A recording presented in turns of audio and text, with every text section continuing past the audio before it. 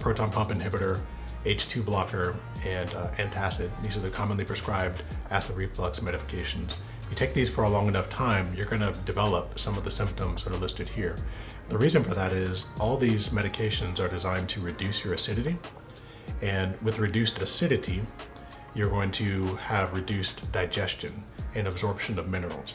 So down at the bottom of this list, you see there are a number of deficiencies that are caused as a result of that. B12, calcium, and magnesium deficiencies. And if you look those up, and I've got the articles linked there, these are the side effects that you can run into.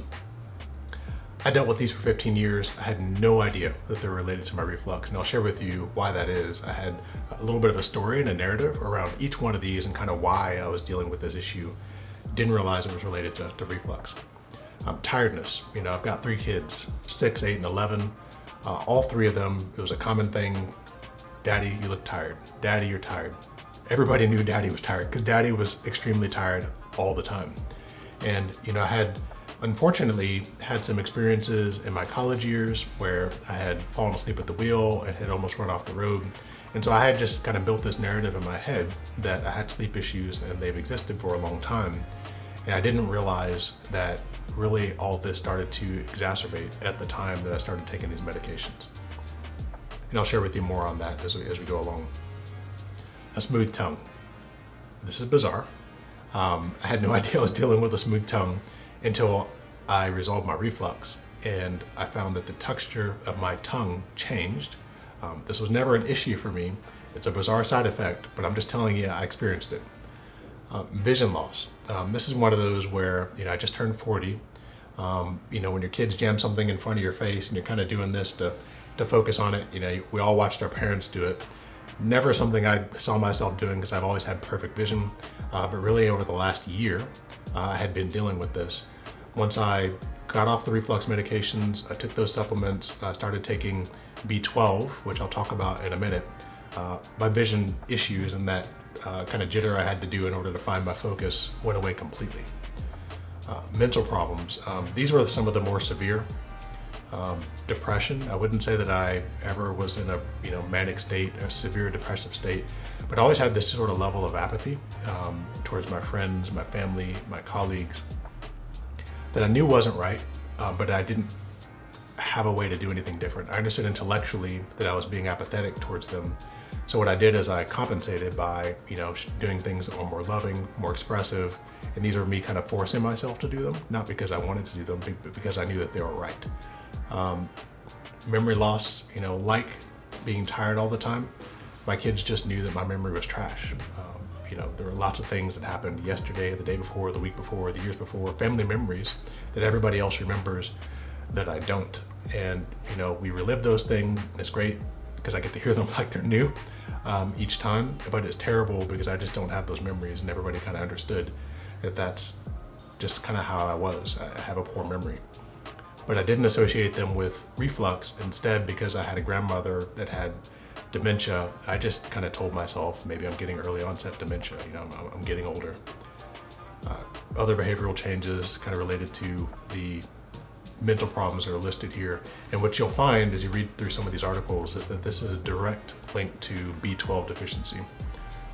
It affects your nerve endings. It's a neurological issue.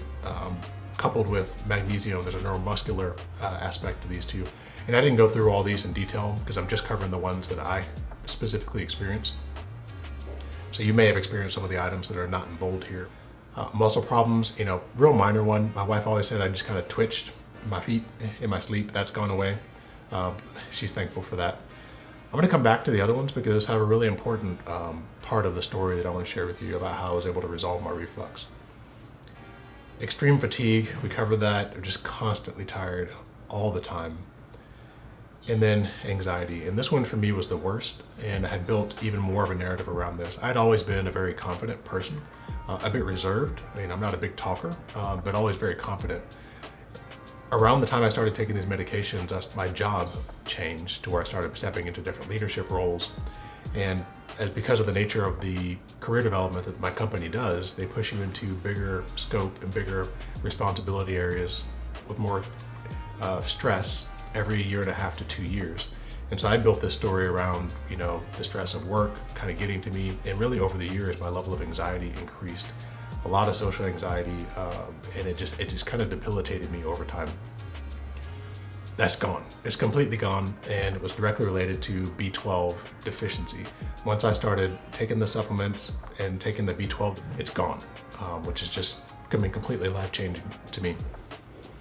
So I want to come back to the line around muscle problems. So I was at Christmas, and this is now this past Christmas, 6 months ago, and I was kind of fumbling with my fingers, and we had a family friend there who was kind of asking me, what are you doing? Well, I had developed over the last number of years periodic tingling, and it started getting worse, but it never really hurt. It wasn't a severe discomfort. It was just something that I had associated with too much computer use. And she asked me, well, do your feet tingle and do your lips tingle? And I said, no, my feet don't, but my lips do, just every now and then. It's been more recently. And then she said, do you have acid reflux? I was like, what are you talking about? Do I have acid reflux? That's the most random question ever. And she said, do you have acid reflux? And I said, yes, I do have acid reflux. And she said, well, you've got a B12 deficiency, which just kind of blew my mind. And she went on to tell me that she had started taking B12 shots at the direction of her doctor, which completely changed all the mental issues that I mentioned here above, the anxiety issues, and all the other symptoms associated with B12 deficiency that she had been experiencing. And we had different experiences. But as I looked into this in more detail, I realized that there were all these side effects that were directly related to vitamin deficiencies, that were directly related to my lack of ability to absorb nutrients, that had everything to do with my acidity, which had been suppressed over 15 years. And as I researched it more, I started to really understand the root causes of reflux. Over Christmas break, I ordered a number of supplements that I recommend here on this webpage based on that research. Could not wait to get home to try them. One of them is apple cider vinegar, and I actually started taking a liquid form of that while I was there. I would not recommend that because it can be corrosive to teeth and into your throat, even if diluted, if you take it over time. But it gave me some confidence that because that helped suppress some of the digestive issues that were contributing to my reflux, that this was an important component of my reflux plan here. So I couldn't wait to get home. When my order came in, I took them at night, and the very next morning, it was 100% clear to me that if I continued doing what I was doing, that I would be done with this reflux issue. I took the day off. I created the acidrefluxguy.com. I wrote this article, which I've refined a little bit over the last few months here, and I built up the site a little bit more, and I posted my first YouTube video about it because everybody needs to have this information. What the narrative that I built around acid reflux was completely wrong. It was based on some of the assumptions that acidity was bad, and it was based off of the sort of narrative that had been built for me around some of the medical advice that I had received.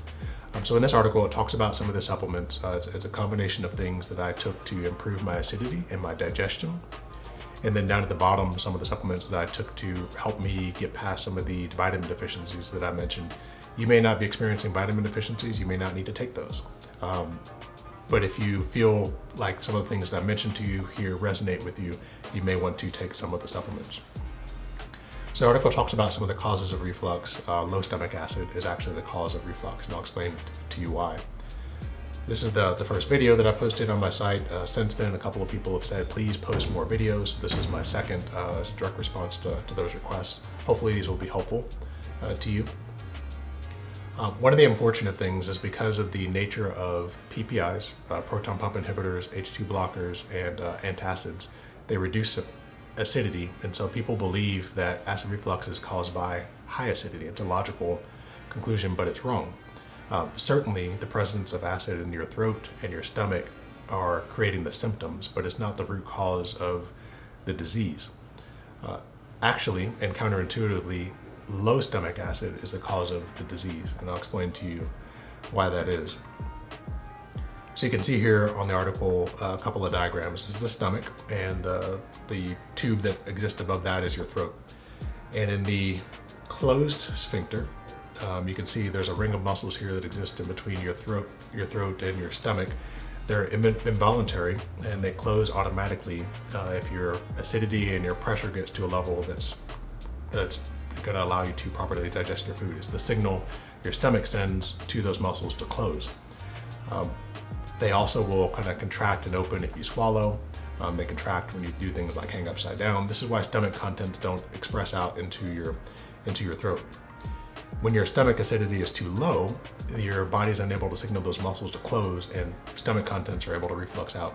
Similarly, if you have poor digestion and food sits on your stomach for a long time, which happens when you have low acidity, there's a lot more time and opportunity for that food to be expressed out. If you lay down, that makes it easier. If you've got bloating or other pressure on your stomach, if you're overweight, all those things make it easier for stomach contents to express out. But the key thing here is if you can get your sphincters to close, then you will not have reflux. And in order for that to happen, your acidity needs to be right. You need to properly and efficiently digest your food. So it's actually low acidity that causes acid reflux. This goes into some of the common causes of low stomach acidity. Completely counterintuitively and unexpected, but 100% true, acid reflux is caused by prescription acid reflux medications. And I've got links to like this Healthline article. You can Google it yourself and you'll find that this, while not covered in a great detail, is exactly why you're dealing with reflux. And it's exactly why when you take the medicines you feel good, and if you don't take them you feel bad. It's creating this cycle to where you have to have the medicine to suppress your acid's too low, and therefore you can't close your sphincters and you can't digest food, which causes food to come up, so you have to take more medicine in order to suppress it. And so it's this terrible cycle, and you're unable to get off of it. Doctors also understand that these medications should not be taken for an extended period of time because of the side effects that are listed down below. You know, I was told when I very first was prescribed it, don't take this for longer than 6 to 8 weeks. But after 8 weeks, when I stopped, I felt terrible. I mean, if I skipped my medicine for an hour or two, I mean, I was a coughing, hacking mess. And so how do you stop taking the medicine? And so it's just this terrible cycle. Okay. So I'm going to go down a little bit farther, and there's really a combination of 3 things that I took that worked well for me. Digestive enzymes, and these help you properly digest and break down your food efficiently so it's not sitting on your stomach. And there's links here to the direct brands that I use. Here's a great article for the next supplement I recommend, which is a hydrochloric acid supplements that improve your acidity so that you're able to close your sphincters. And he breaks it down into scientific detail about how that works, which is a great video. This is a resource that I put together that has all of my personal experiences with taking the supplements, things I experimented with. You know, when I tried getting off the medications for a period of time when I thought I was healed, I wasn't quite yet, and just kind of getting the dosage right, all the other things and kind of the ups and downs through the process. And it'll help you skip all of that, so you're able to kind of jump directly to what works for you. Go into a little bit more detail on how to take the hydrochloric acid supplement. And then apple cider vinegar. This is the last of the 3 supplements that I took, and I took all 3 of these with meals. You have to get the dosage of hydrochloric acid right, and I go through that in the guide that I mentioned. But the ACV and the digestive enzymes, I just took one of those with each meal. The ACV helps with prebiotics, and it also has an acidic acid that will help you to break down food. Prebiotics will help you to help promote the growth of good bacteria in your gut, which is different than probiotics. So you can go through it in a little bit more detail, and there are other articles on my site that will help you to resolve this terrible disease. So if you found this video helpful, please give us a thumbs up, comment down below if you have any questions, go to the site. And if you use some of the links on my site, it will help directly support me. I put a lot of time and energy and money into kind of building these resources for folks. And so I'd be greatly honored if you would use my links to support the site. And that's all for this video. If you have any other questions or things you'd like to cover in future videos, please let me know.